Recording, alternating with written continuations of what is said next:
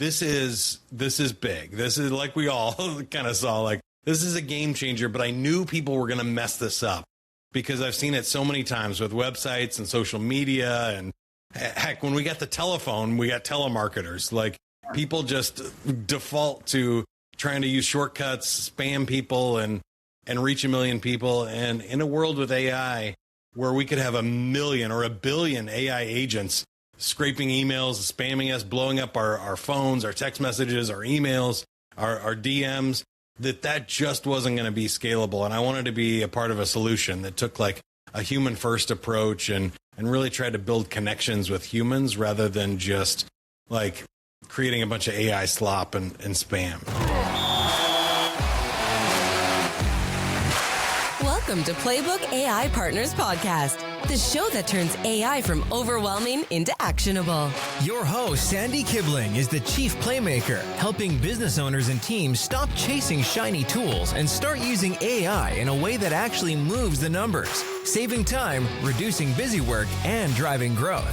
Each episode features industry experts and real-world tactics, providing clear, do this next plays, simple AI workflows, and practical guardrails so you can use AI safely, execute with confidence, and get results. Let's run the play.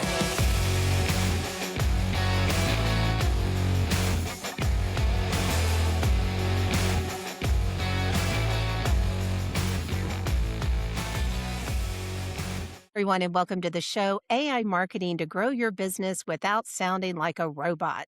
How many conversations around marketing or using AI to shorten the time frame and or generate business leads have you heard? While the conversation likely generated some good ideas, what is the truth anyway? Well, to help us get into this topic, I have Mike Montague on the show. Mike is a leading voice in human-first AI marketing. His company, Avenue 9, is an AI-powered marketing agency helping small businesses scale without burning bridges or blowing out their budgets. Mike has worked with giant brands like LinkedIn, Uber, Zoom, Bud Light, and the Kansas City Chiefs. Now, we won't hold that against him since I live in Denver and I am part of the Denver Broncos fan, but we won't hold that against Mike. He's authored 2 books, LinkedIn, The Sandler Way, and Playful Humans, and his podcast have over 3.7 million downloads. Now he uses his decades of past marketing experience and the AI tools of the future to help small businesses amplify their marketing impact. Welcome to the show, Mike. So good to be here, Sandy. And yes, this is actually the second Denver marketing podcast that I've been on, and gotten a little trouble for the Chief stuff, but that's all right. I feel like you guys got us last year. So. Well, lucky for you, I'm a Swiftie, so we can, it's okay. That goes around now too. Yeah. That goes around. Gotta go. But anyway, well, I appreciate your time. I know you've done a lot of great things. I'm so excited to get into it with you. So why don't you start off with telling us about you and how it's led you on the journey you are on today with AI?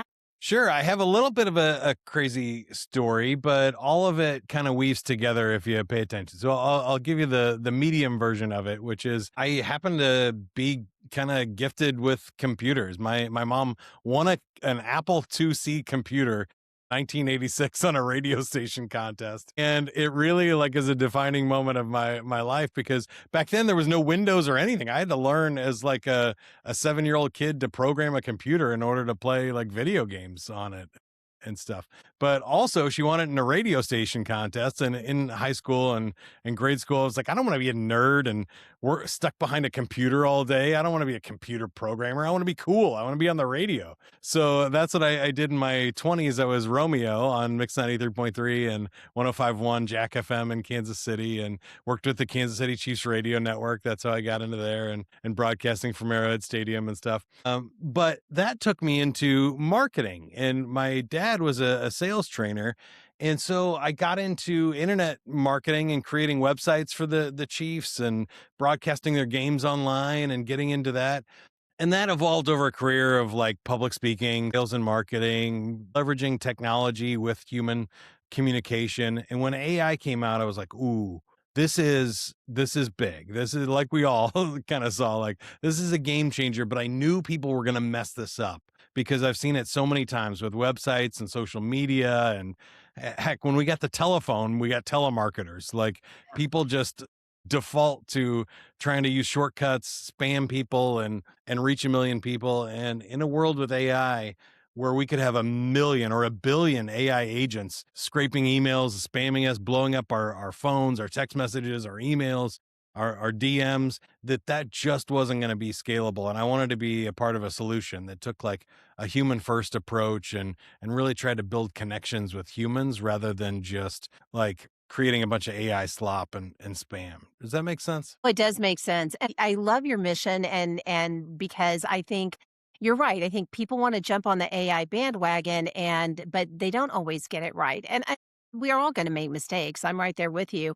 But it's one of the reasons why I kind of went my way a little bit with education because I feel like with AI, it's like people get on this bandwagon of, oh my God, it's 20 tools and I'm going to use those tools and and I've been there. Believe me, I've done it. If you could see, or you can probably 10 fingers pointing at me.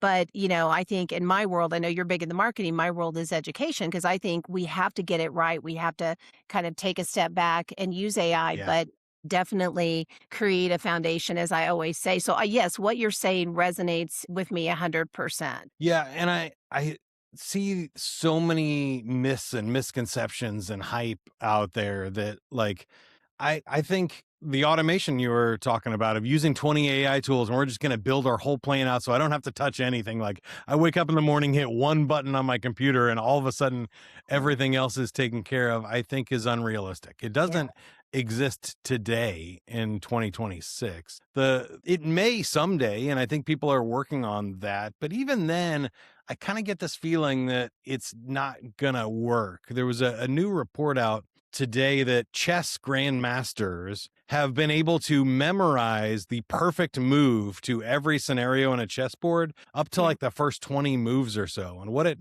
was happening was that it ended up being a lot more draws because if everybody does the perfectly optimized move, you end up in kind of like a stalemate where nobody can get ahead and nobody makes anything. So what these grandmasters have learned is the best way to throw their opponent off is to do something completely crazy, like a Mhm. suboptimal weird move in the middle of the game. All of a sudden people don't have a script for that anymore. The AI like game plan that was outlined before they started playing doesn't work. And I feel like we're getting to that point in business where if everybody can open up ChatGPT and say, hey, write a marketing email for me today, everybody's going to have the same output. And so the ones that actually write it with a human are the ones that do something that isn't quite optimized, maybe has a spelling mistake in it or something, catches your attention because it's actually human. And so I have this belief that it's actually going to finally flip those odds from like, I think the social media algorithms and the Google search algorithms were kind of favoring people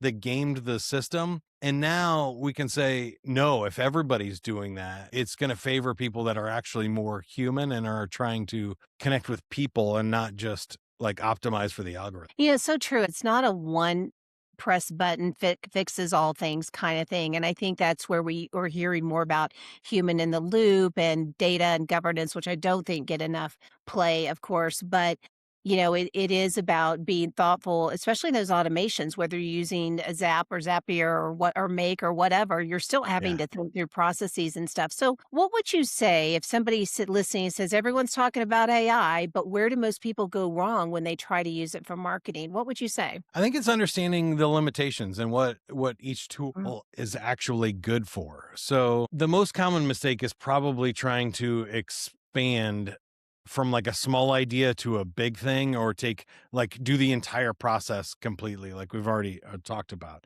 So I try to think about it the opposite way. So if I have a small idea for a blog post and it's like, oh, I heard that thing about the chess grandmasters. Let me say, ChatGPT, write a blog for me in my voice about, chess grandmasters doing unusual moves or suboptimal moves. It will write something. The thing is, it won't be any good because you're taking one sentence and trying to stretch it out into 800 words or something like that. It's basically just guessing at that. But what I found is the opposite. I call it degenerative AI is actually better. If I take this conversation with you and we have thousands of words, and then I ask AI to sum it down into like a really cool podcast title episode or give me the 800 words where I said things that were smart in this podcast episode, and we work the other way, it works 1,000 times better. Now I get stuff that's in my voice with my original thoughts,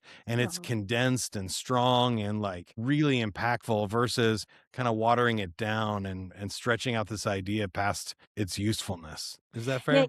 it is fair. And, two things come to mind, and I think about in my world, and we all call it different things, but I think about Yeah. two things people I think overlook. And let me know your thoughts on this. One is prompt framework and knowing the key components of prompting. You don't have to take, 7 classes, but I think understanding that prompt framework so you can ask for those specific things. But two, I call it the navigator. People call it a clone or whatever. But for my business, I love to add in, things to help AI. If I'm asking and I put in those clear and concise points in a prompt, and then Yeah. I feed it maybe an email or feed it like a summary about my business, I feel like the response that I get is awesome and it's much more refined because I hear people say all the time, refine, refine, refine, but that takes time to do it, right?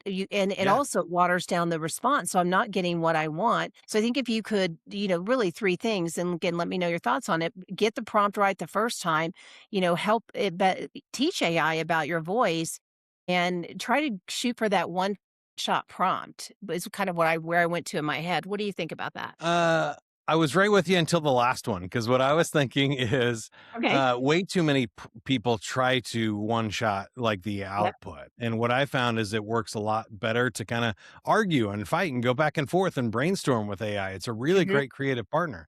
So when I'm creating something, and again, I'll just use the blog post or a Yeah. podcast like as a thing, I'll say, give me 10 ideas for a subject line on XYZ. And here's what my client is. I love what you said about context engineering. I think that's huge. You got to think about AI like the world's smartest intern. They know nothing about your business, but they've studied everything they can learn at college or on the internet. And so I think that context engineering is important. But then after that, I'll just say, give me the subject line. And then here's 10 ideas for that. I'll say, okay, let's go with number one. Or you know what? I like the title from this one, but I like the subtitle from this second solution. Now, give me a summary or an outline of like what this blog would be about. What are the main points? Mhm. And then I'll look at those and I'll say, you know what, those are great, but number 4 is off. I want to change that to this. And you reminded me of 3 other things also in this blog post. Make sure you make the point of blah, blah, blah, and blah, blah, blah. Then I'll say, okay, now we got it. Give me a first draft of the blog post. And then again, I go back and I'll edit everything and I'll rewrite it in my voice. And I think the part that people miss here too is then I'll take my final draft and I'll go back in and paste it and say, here's my final draft after an editing pass by me. Notice all the changes and save them for next time so that you can write better in my voice. And AI will actually compare its draft to yours and say, oh, you took out all the M dashes and you use contractions instead of formal language and whatever. You didn't like this opening and this call to action you strengthened, and all of a sudden it starts learning over time what you do better. And that's one of the things that I do for my clients. You mentioned that context file Yep. is you can keep a custom GPT or an account just for learning one thing. And if you keep doing it and updating the information and the context it has and those background files, it'll really get good over time. If you don't, I found it kind of drifts. Drift is the AI word for that. The more you use it, if you don't kind of pay attention to it, it feels like that search algorithm or YouTube. Have you ever seen like your social media feed, like you click on a story and then all of a sudden you see like 12 more stories like that and you go, no, I didn't even like that first one. I just happened to click on it. Yeah. Yeah. Since you're from the Midwest, we can agree in between Kansas City, Missouri and Denver is Kansas. And the KU Jayhawks were my rival in college. Mm. And so I clicked on one of the stories about a KU Jayhawk basketball player getting arrested. And then all of a sudden it started showing me highlights of like Jayhawks basketball. I'm like, no, no, no, that was a hate click algorithm. Like I don't want more of this. And Yeah. so AI can kind of do the same. You got to pay attention to context and training and really like keep it focused. Well, and maybe we can call it the 3-shot prompt. But what I was thinking too, if Mm. you get it right, I do agree. I love that. Think of an intern. I mean, or a meeting. You're going to have a conversation with someone to say, thanks for that first draft. Let's refine this and do that. And I think if you can do that, but I think maybe it was one day I think I was throwing something in, not monitoring my prompt framework guidelines, but it was so watered down, I felt like I had to start again. So I think there's always a fine line between refining and getting that information in there. So definitely some good points there. I'll give you that too, and I'll maybe I can combine them. One of the things that I do when it's especially something that's really important or really long, or I feel like I've been arguing with it too long and now it's drifting, is I'll just say, rewrite me a one-shot prompt with all the context ChatGPT would need in order to accomplish this task. Then copy that into a new thread or a new window and just start over from scratch. And that'll usually clean up whatever sort of like confusion there was. Well, and I take full ownership of my confusing AI because I can ramble and I may have rambled on and I would be even confused. So no rambling in AI. But well, speaking of that, tell us a little bit more about what you were doing over at Avenue 9, not 10, Avenue 9. That's So right. tell us what you guys I are. I'll tell you why I picked it really quick. I was looking for a name, that had AI in it and stuff, and they were all like basically taken. So I is the ninth letter of the alphabet. So I've got Avenue and nine. It actually has AI embedded in there. And then the numerology around number nine was kind of fun too. I'm not really into numerology, but it's fun that it's like the end of an era and the start of a new sequence and everything. So that was fun. Well, let But me just what I do, before you go there, if I could just throw in a joke, if you don't mind on that end. yeah. I ended up on Playbook AI Partners. I'm a huge baseball fan. I mean, we were at the Rockies games. We had the baseball channel. I mean, why I didn't come out with because my community's the huddle, and I think baseball would have been the dugout. But I don't know where I went on this whole football theme, and it could have been, maybe it was Super Bowl time. I don't know, or I was thinking of Taylor and Travis. Who knows for the Kansas City? But I totally went Playbook AI Partners and football theme on that too. So I sorry, I had to go there in my head for a minute because it was just kind of fun, but I'm like, I mean, I'm not a football fan, I mean, I am, but, I mean, if Right. you said, "Sandy, choose football or baseball," I choose baseball all day long. But anyway, we have the names of the business, so back to Avenue 9, tell us about what you guys are doing over there. Well, a lot of what I do for my clients is trying to help them bridge like the technology and the humanity of their business. So most of that includes like what we've been talking about. I'll interview the founder, the top salesperson, the best clients, and try to really capture their story first and figure out what the essence of their business is, and then use that in AI as the context to build better marketing and stuff.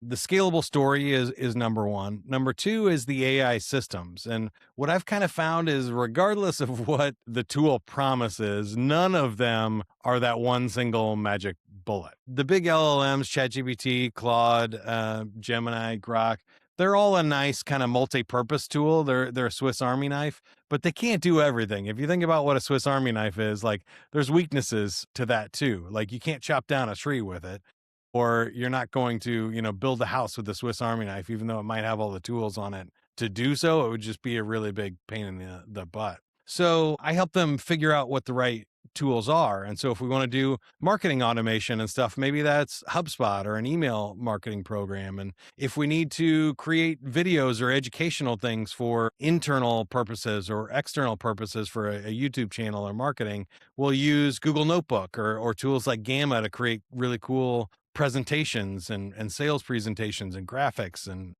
cool videos or social media stuff. And I've kind of found that for me right now, it's sort of a grab bag of tools. And I want to find more tools in the toolbox to help solve things. And then the third part for me is really in like the execution. So a lot of people just, they either have some tactics and they don't have strategy, or they have strategy, but they don't quite know how to execute it. And so it's funny. I have two clients on opposite ends of the spectrum. One is a marketing agency that does what I do, but they don't have the technical skills with AI and tactics to execute on it.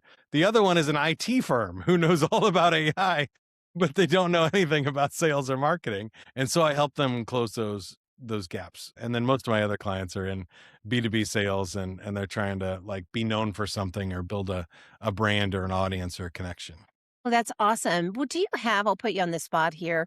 You talked about some of your clients. Do you have maybe like a use case or something you can share about X company where you kind of help them get through those 3 points you mentioned? Yeah, I think the most fun I'm having right now is with a company called Advena. They're a senior living community. They own several communities throughout like Kansas and Missouri and maybe around too, like around the rest of the Midwest. But they have a really great story. They care a lot. They're also super busy and they don't have people to like package those stories and stuff. And then what they want to do is be able to disseminate that story internally across all of the nurses and healthcare workers and food people and activity directors throughout the company, get those out to people. So what I do is I sit down with the founder and the leadership team and I say, tell me about the top challenges. What's one thing you want everybody in the company to know? And I interview them for like an hour a week. And then we take those transcripts with AI and we turn them into cool educational videos. So again, I use Google Notebook and Gamma, and it really has a lot of heart. We've been able to like collect those stories, use a system to like get the production up, and we've saved them 90% of what they spent on their previous videos. So they were able to afford like one video a year, and now we're doing 5 a month. And it really gets the message out to people. So then we can use their platform and stuff to make sure that the employees see these, or when a new hire comes on, they get this awesome welcome video with the founder story and what the Advena means and all of the cool brand values they have. And it's really been fun to see stuff go from like idea to execution so fast and then impact for their people. Well, I love that story. And I have in my tagline of my business is AI with authenticity, which I know is somewhat of a scandalous statement, I think today, but yet it's not because you bring that home with your story and what you talked about, keeping the human element of it, if you will, in marketing. And I love that story because you're listening to them, you're interviewing, and saving them time and money and putting that into a video that can be used that keeps the heart of the message in play. Is that a fair statement? Yeah, and I talk a lot about authenticity Yeah. in my work too with Avenue 9, and I think you can amplify it. Way too many people try to replace it with AI, and I don't think that is possible. Have you Yeah. ever heard the Iron Man versus Terminator analogy? I haven't. Okay, it's one of my favorites. I think it really brings it home for especially for any sci-fi nerds. But pretty much at this point, everybody knows the Terminator and Iron Man. The Terminator, Arnold Schwarzenegger, is an AI robot sent from the future who just operates on its own. He pretends like he's a human. He's sent a mission and he goes off and tries to accomplish the mission on his own. Iron Man is Tony Stark, the human who wraps himself in technology, and he has Jarvis AI in his ear telling him things that he wouldn't otherwise know, and it turns Tony into the superhero. So for me, that's a much cooler outcome with AI than trying to replicate me or replace my staff or automate things to the point of like having, especially in marketing and sales, like having these Terminator AI agent robots that are like, go, find the sale and kill it and bring it back to the company. Like that's not what I want you. That's not a part of a company I want to build, but also I just don't think it's scalable. The other Iron Man approach really is, to me, that's fun, is like we can amplify this authenticity. We can turn a normal, smart, empathetic human into a superhero for their company by giving them a bunch of cool tools and amplifying what they can do and their reach to really like connect with other humans. And that's the biggest thing that I try to focus on. You know what I love about what you do at Avenue 9 too is, that I always talk about the AI overwhelm. And I love what you're doing because you're bringing in that expertise, you're getting to know your client. But, you talked about earlier the IT company and the marketing company, but people just are trying to do their day-to-day jobs, and it's hard to heck, for even us to stay up to date on AI, right? But Yeah. to come in and if that's what I'm sure you're doing it as well, just staying up to that day to day, you take that off the plate of these other companies and can help meet their marketing goals and help them use the tools and hopefully take away that AI overwhelm. So I appreciate that about what you're doing. There's so much stress. And I would say the same Mhm. thing to you, even just with this podcast. I know we're both trying Yeah. to interview people to like, how do we collect this information of how real humans are using it and get it out to other people so that we can dispel some of these myths and misconceptions that I think a lot of people struggle with. I see people, and we've seen reports now. I don't know if you've seen the recent data. I told you the one about the chess players, but Yeah. there's other research that shows like people are dumber when they use AI consistently because your brain just outsources this research of critical Yeah. thinking. You're not flexing that muscle anymore. But also people are more stressed. It turns out they're not freeing up their time, Yeah. and I kind of even did this myself when I realized that I could use AI to do my previous job. I was in marketing for a big brand that was international. They had 200 locations and 17 different languages. And I was like, I can do my job in a tenth of the time. I might as well do it for 9 other companies and try and make 10 times the amount of money. So that's also where the Avenue 9 came from. But Yeah. I quickly realized, oh, well, now I'm also doing 10 times the amount of work I was 3 years ago. That's Yeah. stressful. Like just because AI can do part of the job doesn't mean it can do the critical thinking. And we're seeing a lot of people get stressed out because now all that's left are the hard parts. Anything that's easy, AI can take care of. But if you're only doing the hard parts of the job, you're going to stress yourself out where you used to kind of have time and breaks, or where you could walk away. And if you sent something over for like a review by your boss or to a proofreader, you'd have days before it came back. And now everything's already proofwritten. Like the grammar and spelling is perfect and can go out right away. And we're on to the next thing. And there's just not this breathing room that there was even 5 years ago. But I especially like pre-COVID and pre-remote work, the speed is just overwhelming for the human brain. And For sure. Well, speaking of, tell us about your podcast as well so people know where to find you on your podcast because you have some great episodes that I'm sure listeners can benefit from. thanks. Yeah. If you have made it this far into this podcast, you're a podcast fan and you like what I'm talking about. So look for the Human First AI Marketing Podcast. YouTube is the number one channel. There's over 50,000 subscribers Mhm. there, and new episodes, and then the short clips and highlights and go up every week.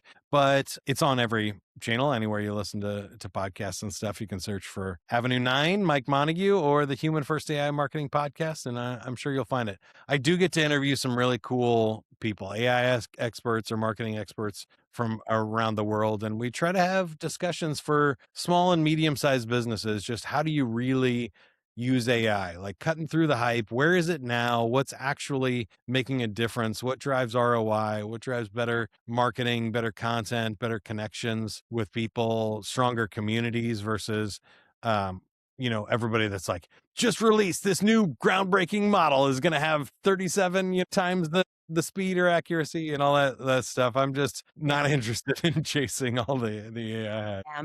No, and it is important, I think, to find a good community or good podcasts that you can listen to that keep it real. So, as we draw to a close, I want to ask you one final question or final thoughts to leave listeners with, and that is if someone out there is just getting started, what is the first high impact step they can take to use AI? Well, I really struggle with one Okay, because go ahead. More than you want. yeah, I think there's a couple. I mean, if I had to pick one, I would say just like choose Claude, OpenAI, or Gemini. It's $20 a month. Just start using it and just start asking it questions for your personal life. Plan your vacation. Ask it, treat it like Google. That's the bare minimum, I think, these days to at least just get started and start understanding it. But outside of that, there's some really cool specialized tools now. So I mentioned Gamma for presentations. If you're in marketing, sales, or your education, and you got to make a PowerPoint presentation for anything, Gamma is like a magic wand. It's like you always dreamed PowerPoint would have been, of like, I want to make something about this, and it will boom, make it in a second.